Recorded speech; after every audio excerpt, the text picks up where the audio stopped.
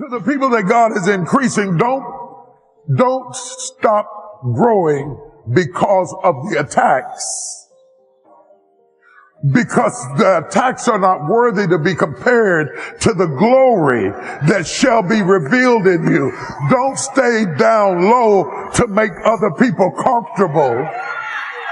Don't diminish yourself so that you won't make them uncomfortable. Their comfort is not your responsibility.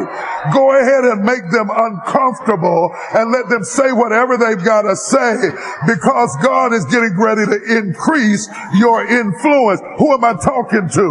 In fact, you can tell who can grow with you and who can go with you by who gets uncomfortable at your growth. Warning, warning, warning. When you get around people that only liked you when you were down, it's time for one or the other of you to step away from the other, because I refuse to diminish myself another year just so that you will like me. I've been told my whole life you'll never be nothing simply because of the way you talk. But I ain't never let that stop me. When I first got on TV at NBC 7 years ago, they sent a linguist. So the woman comes in my office and she says, "Are we ready to begin?" And I said, "Excuse me, ma'am, who are you?"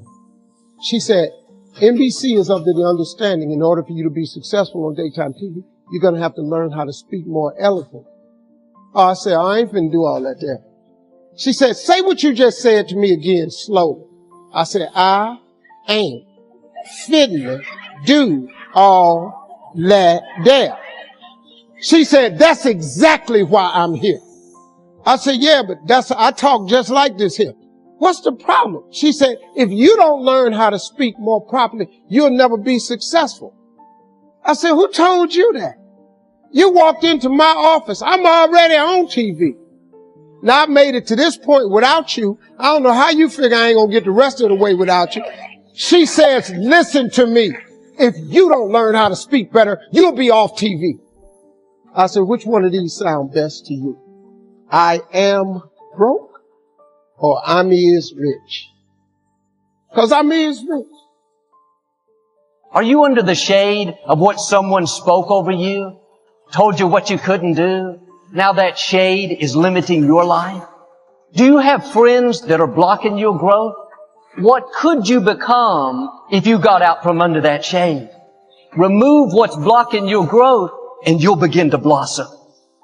I think the biggest vulnerability you've got is you actually value somebody's opinion more than you value your own. Those people that you're so terrified of their opinion of you, those people are not the ones who will live with the regret. Those other people are not going to be there when it sucks and it's hard for you. The biggest struggle for me was my family, man. The people closest to me was the biggest struggle. Every time I went out to do another deal, everybody told me, "You don't need to do that, man." So the point, you got fuel in your tank, and then you got somebody in the back seat saying, "Hey, be careful." They're putting mental pressure on the brakes when you're trying to accelerate. If they're rooting against you and they really just want to see you lose, they're pretending to be concerned, then this is something that you just completely eliminate from your life. There's always some reason to be down on ourselves. You have to put your foot down and say, "No thanks, I'm not living under that shade." Get your passion back. Start believing again. Start dreaming again. One thing that can easily stunt our growth is the people that we're spending time with. Are they making your life better, or are they causing you to compromise? Take the easy way out. If you want to know what you're going to be like in 5 years, look at your friends. I know you love your friends, but your destiny is too great. You need people that bring out the best in you, that challenge you to live a life of excellence and integrity. And too often, we don't realize who we are. We're letting negative voices convince us that we're limited. See, I'm done letting fear and can't do it thoughts dictate my life. Where you are is not your destiny. You can come out of the fear and step in to who you were created to be, a history maker. Anytime we try to move forward, there are people telling us what we can't do. No, quit letting people talk you out of your dreams. It may not have happened for them, but you're a mighty hero. It's going to happen for you.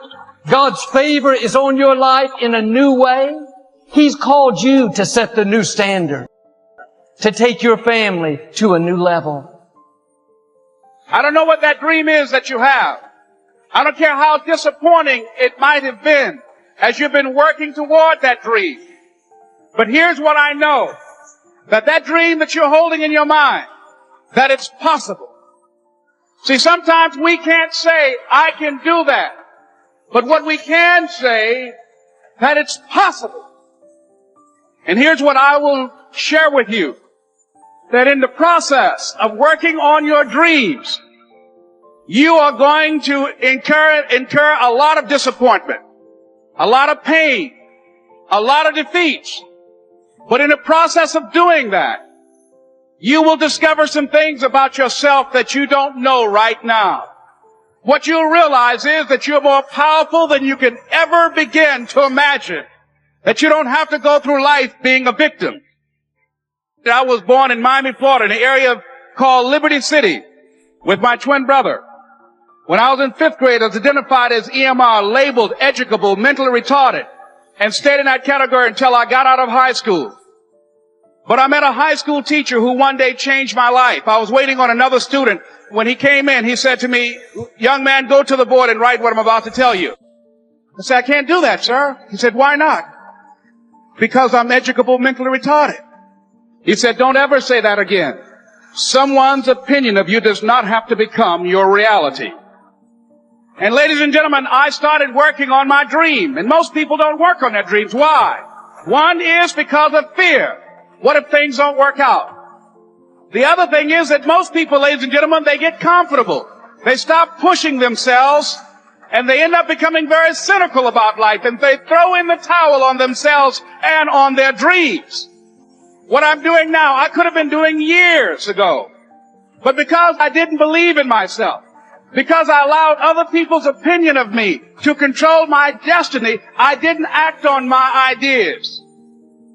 And not only is it important for you to know it's possible for you to choose your future, but it's necessary that you get the energy drainers out of your life. People who don't want anything, people who are not challenging themselves, people who have stopped dreaming. It's necessary that you align yourself with people who are hungry, people who are refusing to leave life just as it is and who want more. It's necessary that you get the losers out of your life. It's necessary to know that everybody won't see it, that everybody won't have the vision, that a lot of people like to complain, but they don't want to do anything about their situation. You have to know within yourself that I can do this. Even if no one else sees it for me, I must see it for myself. By being one of those individuals that keep your commitments, that keep your word, that's relentless. That is you. That no one can do it for you but you. You must understand that.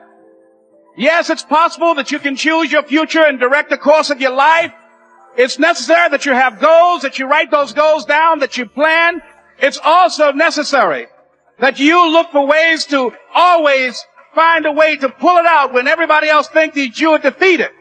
But the next thing, ladies and gentlemen, I want to share with you, that it's hard. It's not easy. It's hard changing your life. And here's what I want to say to you. For those of you that have experienced some hardships, don't give up on your dream. No one could have convinced me by holding on, by continuing to run toward my dream, that one day I would have my own talk show. No college training, labeled educable, mentally retarded, but I kept running toward my dream. Don't stop. Don't stop. Don't stop running toward your dream. As you hold on to that dream, there are moments when you're going to doubt yourself. There are rough times that are going to come, but they have not come to stay. They have come to pass. It's very important for you to believe that you are the one It was hard laying on the floor of the Penobscot building, looking out of the window, daydreaming. I used to ask myself, can I do this? And something said within me, you're the one. You're the one.